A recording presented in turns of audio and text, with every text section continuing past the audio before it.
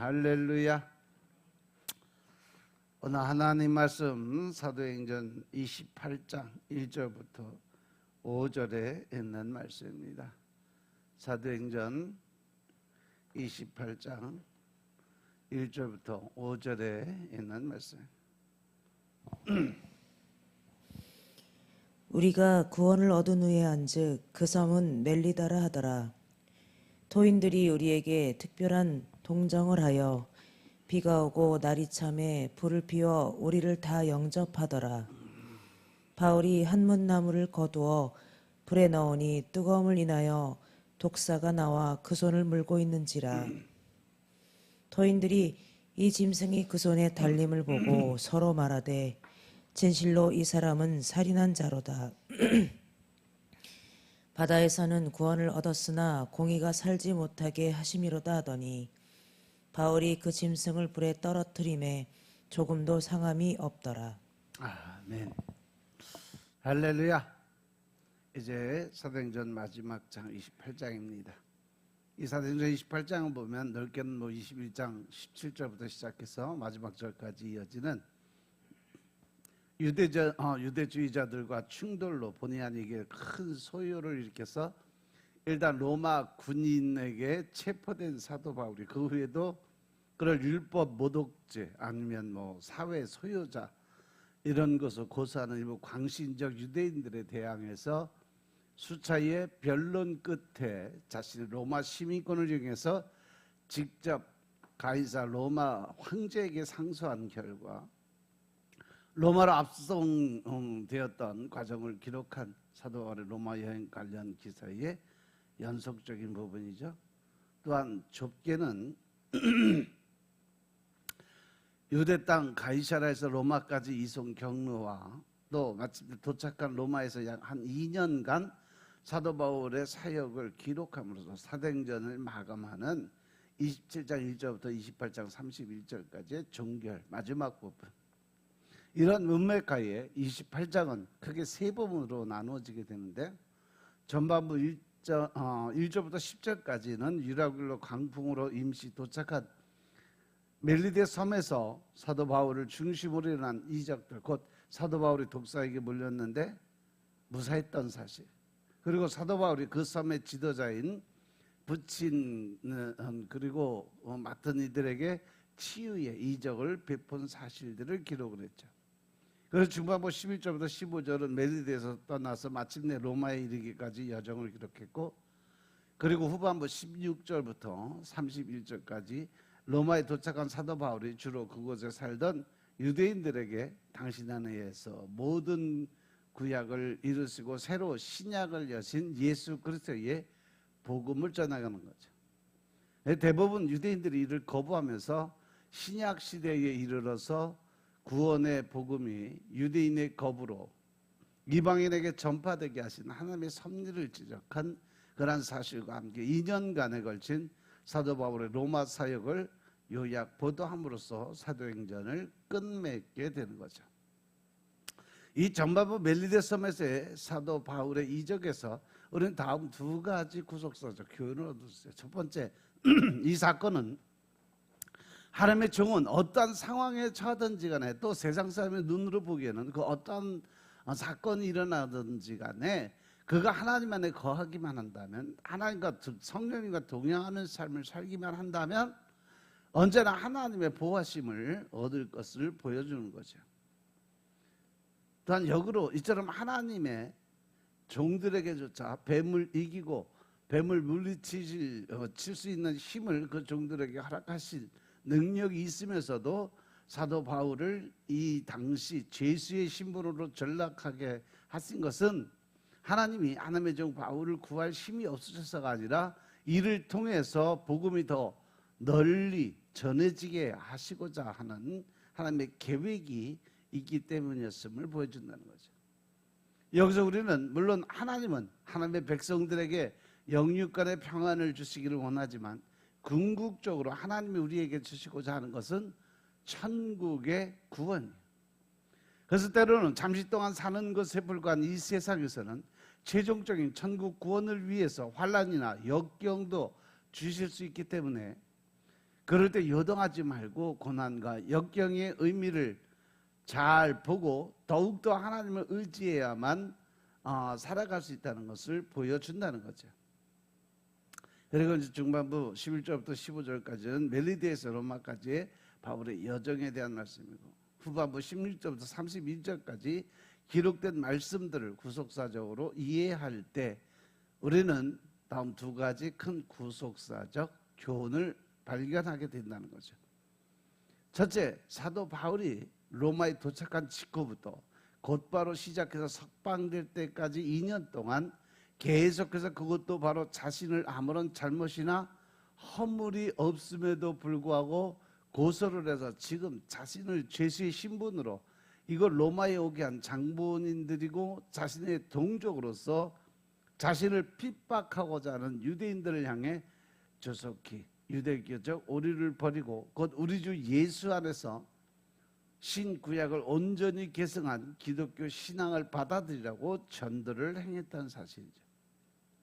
이는 실로 우리에게 그 언제 어디서나 그리고 그 누구에게나 복음을 우선적으로 전하는 하나님의 참 일꾼의 모습을 보여준다고 할 수 있죠. 둘째는 우리는 저자 누가가 지금껏 예수님의 승천 이후에 오순절 사건으로 강림하신 성령님의 인도로 사도 바울의 구속사는 유대인들의 복음 거부로 이방인에게 복음이 전달돼서 이방인 성도 중심으로 진행될 것임을 사도 바울이 예언적으로 선언한 사실을 분명히 기록한 사실에 주목을 해야 되죠. 왜? 사도 바울의 전도 여행이 유대인들을 목표로 갔는데도 불구하고 그들이 인정하고 받지 않으니까 결국 그 복음이 흘러서 어디로 갔어요? 이방인들에게 넘어가면서 이제 전 세계로 복음화가 될 수 있는 계기가 여기서부터 시작이 됐다는 거죠. 그래서 사도 바울 자신은 전날 로마서를 기록하면서도 신약 시대에 이르러 선민 이스라엘의 복음을 거부로 이방인이 구원받고 구속사가 확장되게 하신 하나님의 온유하신 그런 주권과 섭리를 구약의 예언과 하나님의 역사 현실을 통해서 말을 한 적이 있었어요. 그런데 이제 자신의 간곡한 전도로 거부하는 이 전도도 거부하는 유대인 앞에서 다시 한번 이를 선포한 것을 누가가 그의 사도행전 말미에 명시적으로 강조하며 기록한 것이었던 거죠. 이제 2000년 교회사가 경과한 시점에서 우리는 이 본문의 말씀이 그대로 이루어져서 구속사 역사는 우리 이방인을 중심으로 온 땅까지 확장된 것을 볼 수가 있다는 거예요. 여기서 우리는 이러한 구속사가 그저 우연의 연속이 아니라 하나님의 작정하시고 예언하시고 섭리하신 그대로 이루어진 것임을 알 수가 있습니다. 더 나아가서 태초부터 종말까지 역사 전체가 결국 모두 다 구속사의 장으로서 이는 하나님의 주권과 섭리에 따라서 작정된 대로 전개되는 것이니까 우리는 눈에 보이는 역사 이면에서 흘러가는 구속사의 실체를 깨닫고 그 진리에 순복해서 영원한 지옥의 심판이 아니라 천국 구원에 이르는 성도의 대열에 동참해야 된다는 사실을 우리가 볼 수가 있다는 거죠. 그래서 우리가 늘 중심적인 그 말씀을 매일 보고 그 말씀을 묵상하면서 그 하나님의 뜻을 깨달아야 되는 이유는 바로 이 천국 구원에 이르는 성도들의 그 길에 동참할 수 있는 길은 내 영이 살아 움직이는 그 길밖에 없다는 거죠. 그래서 28장 사도 바울의 로마 전도를 끝으로 사도 바울 사도들의 전도 사역에 대해서 결론을 맺고 있는 부분이에요. 그래서 사도행전 전체 결론에 해당하는 부분이 바로 이 사도행전 28장이에요. 이 사도행전 28장만 잘 이해해도 결국 이 하나님이 누가를 통해서 기록하신 사도행전 전체를 이해를 할 수가 있다는 거죠. 그 가운데 오늘 이 본문인 사도행전 사도 바울이 로마에 도착하기 전 배가 파선해서 멜리데라는 섬에서 약 3개월간을 머물 때 발생하는 그런 사건들, 즉 사도 바울이 독사에 물렸지만 죽지 않은 사건과 사도 바울이 열병과 이질에 걸린 멜리데 원주민 지도자의 부친을 치유한 사건을 통해서 멜리데 섬에서도 복음이 증거된 사실을 소개를 하고 있습니다. 이제 본문에 나타난 두 사건을 조금 더 자세히 살펴보면 먼저 1절부터 6절에 사도 바울이 독사에 물렸던 사건, 이 사건의 배경은 멜리데 섬 원주민들이 조난당한 사도 바울 일행을 따뜻하게 해주기 위해서 불을 피는 데서부터 시작이 되죠. 즉 사도 바울이 불에 나뭇가지를 갖다 올려놓을 때 나뭇가지에 있었던 뱀이 이 뜨거운 불 속에 들어감으로 해서 튀어나와서 사도 바울의 손을 물어버린 거죠. 특히 이 산이나 해변가에 있는 뱀들은 거의 독사가 많아요.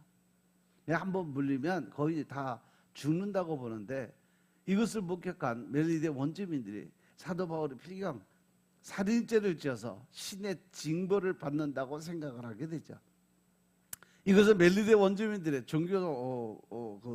종교심을 반영해 주는데, 그들은 이 세상의 모든 일은 바로 인과응보 논리에 적용을 받는다고 생각했던 거죠. 그러니까 그가 뱀에 물려서 죽는 것도 다른 사람을 죽였기 때문에 그도 생명을 잃은 것이다라는 거죠. 그런데 사도 바울이 뱀에게 물려서 그가 죽을 때를 기다리는데, 이 멜리데 원주민들이 보기에 시간이 오래 지나도록 사도 바울에게 아무런 이상이 나타나지 않고 오히려 더 건강하게 씩씩하게 그러면서 생활을 하고 있더라는 거죠. 그래서 이번에는 사도 바울을 신으로 오해하기 시작을 해요. 그 전에 사도 바울이 한번 신으로 오해받은 사건이 있었죠. 사도행전 14장 8절부터 13절에 보면 안진뱅이를 고쳤을 때 사도 바울을 신으로 오해한 루스드라 사람들의 그 모습을 볼 수가 있다는 거죠. 하여튼 사도 바울이 뱀에 물렸지만 아무 이상이 없었던 것은 믿는 자는 뱀을 집으며 독을 마실지라도 해를 받지 아니한다는 주님의 약속의 성취로 인해서 사도 바울은 이번 기회를 하나님과 복음을 증거하는 호기로 삼아서 복음 전도의 시작을 알리는 거죠. 그리고 7절부터 10절의 말씀을 보면 사도 바울이 열병과 이질에 걸린 보블리오 원주민 추장이죠.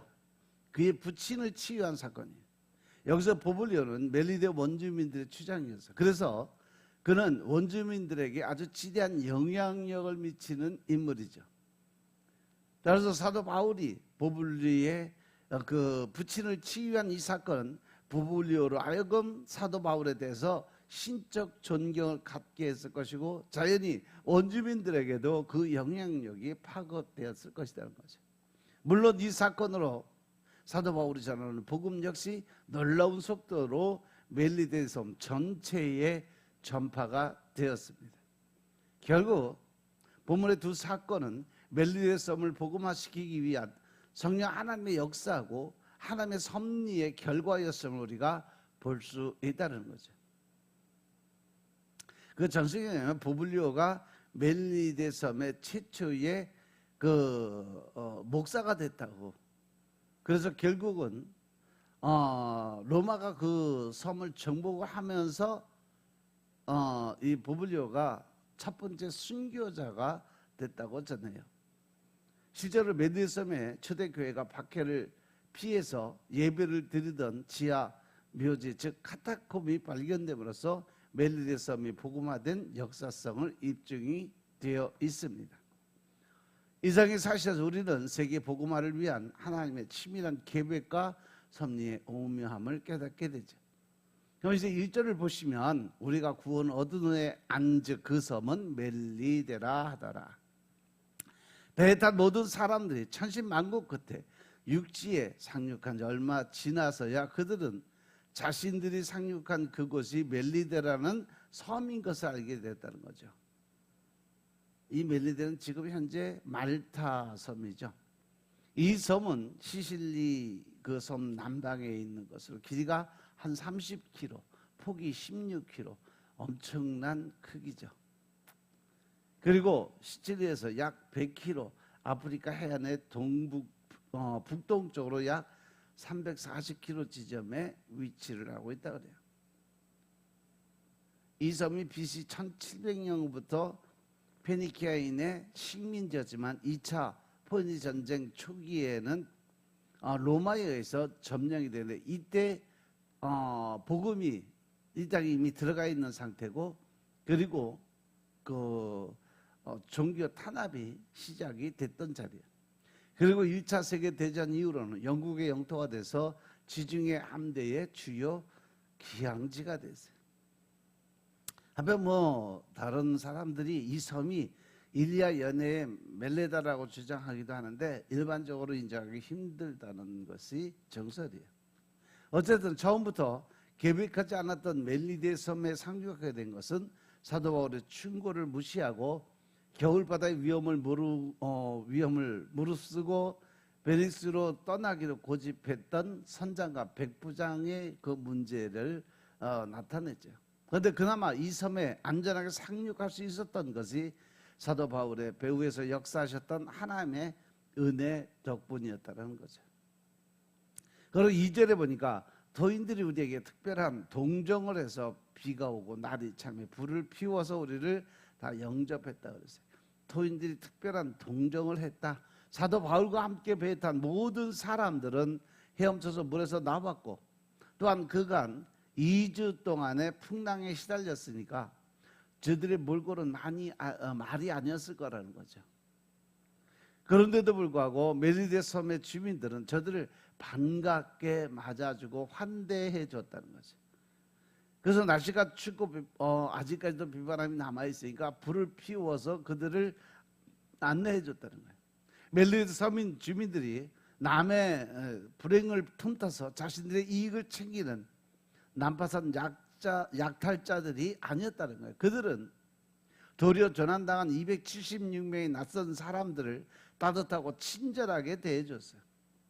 여기서 누가가 비그리스도인인 멜리데 주민들의 이러한 친절을 언급하는 것은 특별한 의미를 가져요. 왜냐하면 이것은 마치 사도 바울을 향해서 친절을 베푸는 불신자들과 예루살렘에서 사도 바울을 죽이려 했던 동족 유대인들을 비교하려는 의도에서 비롯된 것 같은 느낌을 주기 때문에 그래요. 아무튼 누가는 이방인의 마음 가운데 역사하고 계셨던 하나님의 권능과 섭리를 증거하고 있는 거죠. 이러한 사실을 통해서 우리는 말로서는 비록 그리스도인이라고 하지만 정작 행동면에 있어서는 불신자들보다 남을 위한 희생적인 정신과 사랑이 부족해서 보는 이들의 마음을 아프게 하지 말고, 또 내가 그렇게 살고 있는지 스스로 나의 모습을 뒤돌아봐야 될 때라는 거죠. 이제 3절에 가서 보면 사도 바울이 한뭇 나무를 거두어 불에 넣으니까 뜨거운 물에서 독사가 나와 그 손을 물고 있었다라고 기록이 되어 있어요. 여기서 한뭇 나무는 이 마른 막대기들 아니면 불 붙이는 자잘한 나무들이라는 이런 의미로 불피기 쉬운 물질을 이야기를 하는 거예요. 70인역에서 보면 이 말을 어떤 장작이나 이런 것이 아니라 지피나 이 초계 즉 다시 마른 풀 등으로 번역을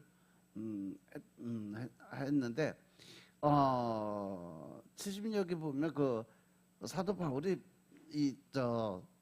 풀이 많은 이 덩어리를 이렇게 안고 와서 불을 피우는데 거기서 뱀이 나왔다 이렇게 돼 있는데 여기서는 지금 나뭇가지 사이에 나와 있다라고 기록이 되어 있죠.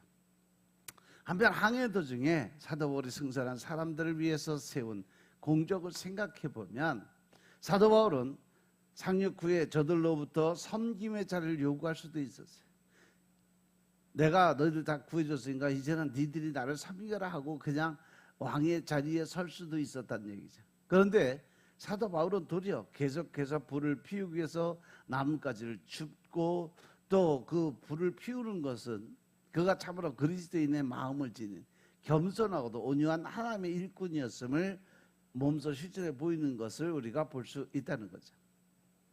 독사가 나와서 그 손을 물고 있다고 그러는데 아마도 사도 바울은 땅에 떨어져 있는 나뭇가지를 줍는 중에 납작하게 웅크리고 있는 뱀의 그 모습을 보지 못하고 그대로 끌어안고 왔던 거죠. 그러니까 이게 한 개 한 개 가지를 주운 게 아니라 가지가 이렇게 여러 개 뭉쳐 있는데 그냥 이렇게 끌어안고 한 번에 그냥 여러 개를 이렇게 끌어안고 왔다는 사실이죠. 그래서 사도 바울이 그 나무를 불 가운데 좀 불을 더 세게 피려고 갖다 넣는 순간에 뱀이 뜨거우니까 거기 안에 있던 독사가 놀래서 뛰어나면서 사도 바울의 손을 물어버린 거죠. 이 본문의 이 독사는 세례 요한이나 예수님이 사용하신 용어와 같은 독이 있는 무서운 뱀을 의미하는데, 그런데 이상한 것은 현재 말타 섬에는 이러한 독이 있는 독사뱀이 전혀 없다고 그래요.